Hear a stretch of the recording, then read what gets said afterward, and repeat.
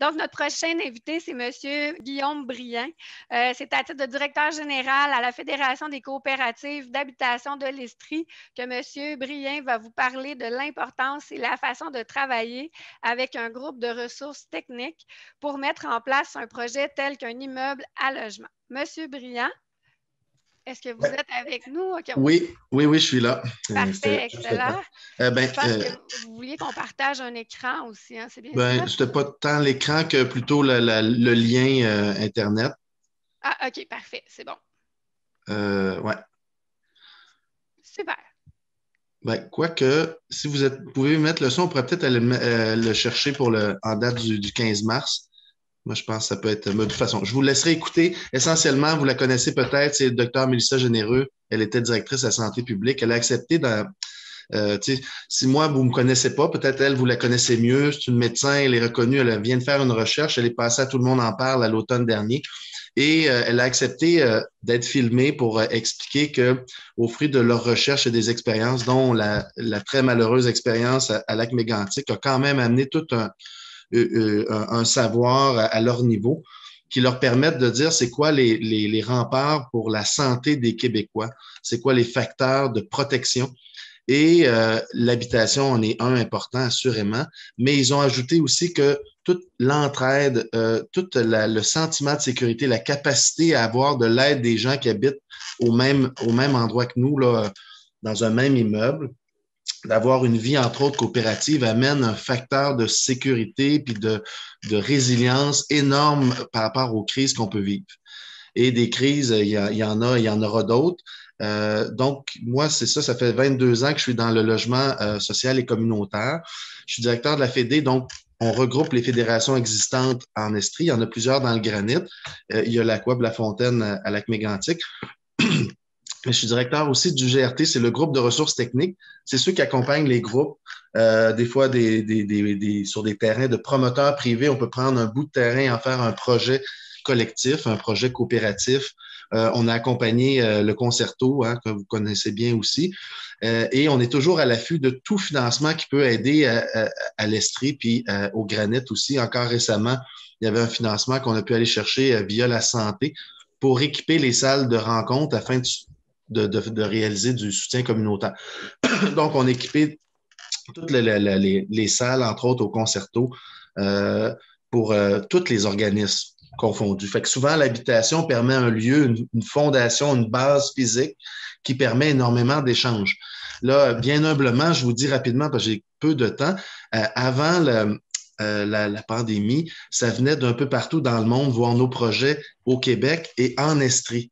Pour les aînés, comment on fait pour retenir nos aînés dans nos municipalités. Ça fait des projets. Gaston Michaud vient de lancer un livre l'automne dernier là-dessus aussi. On déracine pas un vieillard.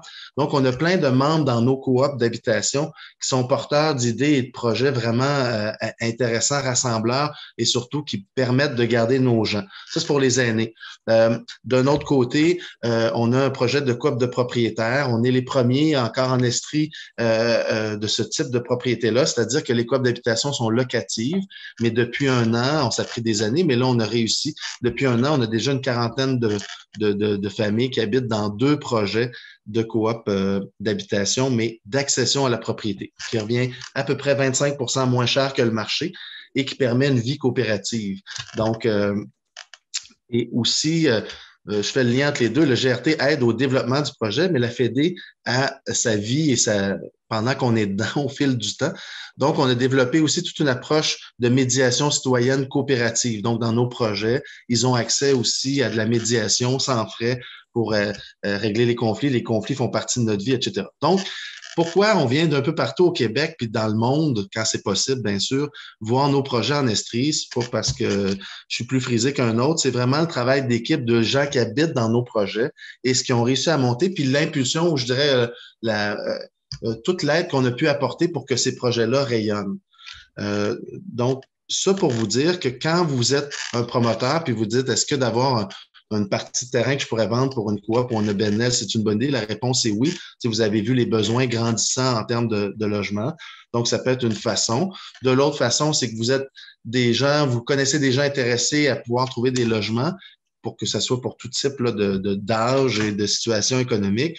Bien, vous allez voir, SHL va présenter les programmes, mais nous, le GRT, on est justement ceux qui connaissent bien les programmes et qui accompagnent les groupes dans tout ce processus-là. De faire un projet, c'est tout qu'un aléa. On en a déjà une trentaine sur les planches à dessin. Quand je suis arrivé en Estrie, quand je revenais en Estrie, parce que je suis d'ici, là, mais on était 7 employés pour la Fédé et le GRT, on est rendu 25. Donc, il y a vraiment un engouement pour ce type de projet-là.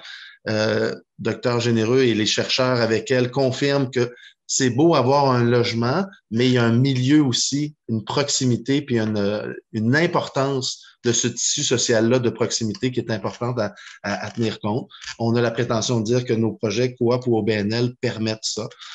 Et en plus, dans une ville comme Lac-Mégantic ou dans votre milieu, dans le granit, c'est sûr que il y a déjà une belle solidarité qui existe. Fait comment on la rend encore plus forte à travers les projets. Donc, soit un groupe, soit des terrains disponibles. On accompagne dans tout le processus à travers les subventions qu'il y a. On attire beaucoup de subventions en Estrie. On veut que ça serve à vos projets. On ne va pas dessiner pour vous vos projets, mais vous accompagner dans ces étapes-là. Donc, quand je suis arrivé, on était 2. Là, on est rendu 8 développeurs. Donc, on est complètement ailleurs. Puis j'espère que vous allez profiter de cette opportunité-là. Dans le fond, toute la partie au départ à risque ou de développement du projet avant que tout soit attaché, on le fait à risque, cette partie-là. Donc, c'est l'aide qu'on reçoit parce qu'on est tous des organismes que je vous parle sans but lucratif, mais on a la chance d'avoir une aide gouvernementale pour justement vous accompagner dans les premiers balbutiements. Puis après ça, on attache le projet, puis là, ben, ça va avec le cadre du financement qu'il y a.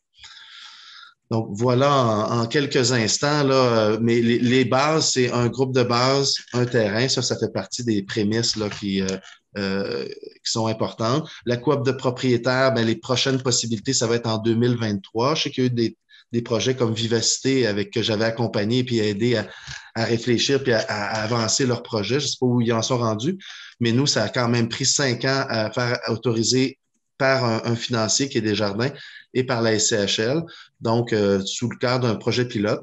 Si, avec le succès des premiers projets qu'il y a eu, on a un troisième, peut-être le projet des petites maisons que vous avez entendu, le petit quartier, là. Puis juste vous dire, nos projets, là, puis je dis ça bien humblement, mais c'est parce qu'il se passe vraiment quelque chose d'important. Puis je trouve important, comme vous êtes en Estrie, comme nous, on est ensemble dans la même région, que vous le sachiez. Il y a 6 semaines, c'était le Devoir qui venait nous voir, la presse la semaine suivante, l'actualité il y a 2 semaines, et la semaine dernière, c'était Dimanche des hôtels. Notre bois, nos briques, c'est les mêmes matériaux. Les entrepreneurs, c'est des entrepreneurs comme bien d'autres, mais ils viennent tous voir les projets parce qu'il se passe humainement se loger autrement important. Fait que j'imagine que s'ils viennent tous nous voir, c'est parce qu'il y a quelque chose effectivement de spécial. Fait que je vous invite à nous contacter. Puis vous aurez, ben, par le Facebook, entre autres, mais vous aurez la vidéo du docteur Généreux aussi là, qui tape sur ce que je viens de vous dire.